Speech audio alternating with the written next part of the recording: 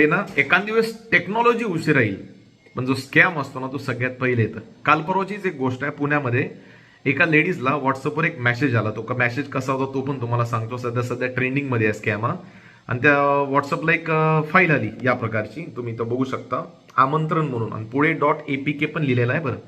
एक wedding invitation म्हणून तुम्हाला अननोन नंबरवरून एक मेसेज येतो. आपल्याला वाटतं की कोणीतरी आपल्याला लग्नाची पत्रिका पाठवलेली आहे. आपण त्या भावनेने त्या ह्याच्यावर क्लिक करतो आणि ते जे ऍप असतं ते ऍक्च्युली एपीके एक फाईल असते, ऍप्लिकेशन असतं, ते तुमच्या मोबाईलमध्ये इन्स्टॉल होतं. आणि इन्स्टॉल झाल्यानंतर ते तुम्हाला ते दिसत बी नाही कुठे. आय मीन जसं डेस्कटॉपवर आपल्या होम स्क्रीनवर ऍप दिसतं ते दिसत नाही, कारण ते बॅकग्राऊंडला रन करत असतं. आणि त्या बाईचे असंच करून एक 69,000 रुपये विदिन अ मिनिट अकाउंटवरून काढण्यात आले.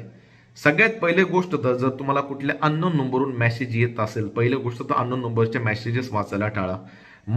रिटर्न के असेल तर रीड करा, पण कुठल्या फाईलच्या जर मागे असं .apk लिहिलेलं असेल तर डाउनलोड करू नका. जर चुकून डाउनलोड जर केलेलं असेल तर काय होतं, मोबाईल मधला जेवढा काही डेटा असतो तो समोरच्या व्यक्तीला मिळतो आणि तो तुमचा मोबाईल हॅक करून अकाउंटवरचे जेवढे काही पैसे तेवढे काढायचा प्रयत्न करतो. ही गोष्ट भरपूर जणांसोबत वेगवेगळ्या राज्यांमध्ये झालेला आहे. मग तुम्ही म्हणाल की सर याच्यापासून वाचायचं असेल तर काय करावं लागेल, तर मी काही बेसिक गोष्टी सांगतो, त्यांना फॉलो करा. ठीक आहे.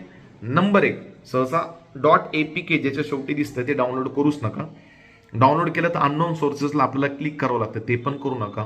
गोष्ट नंबर 3 जी सगळ्यात महत्वाची आहे, जर तुम्ही तुमच्या मोबाईलमध्ये नोटपॅडमध्ये जर कुठल्या बँकेचे क्रिडेन्शियल सेव्ह करत असाल, यूज रेडी पासवर्ड, तर ते करू नका. कारण चुकून जर एखाद दिवस जर आपला मोबाईल हॅक झाला ना, तर समोरच्या व्यक्तीला त्या गोष्टी मिळतात आणि तो व्यक्ती त्याचा 100% फायदा घेतो. सो जेवढं जमल हा मेसेज पुढे फॉरवर्ड करा, ज्याचे म्हणून अशा एखाद्या व्यक्ती ज्याला याच्यातलं काही नॉलेज नाही, स्पेशली खेड्यातले लोक वगैरे, त्यांना या गोष्टी कळत नाहीत, त्यांच्यावर या काही गोष्टी झाल्या नाही पाहिजे आणि त्यांना या गोष्टीचा त्रास नाही झाला पाहिजे. धन्यवाद.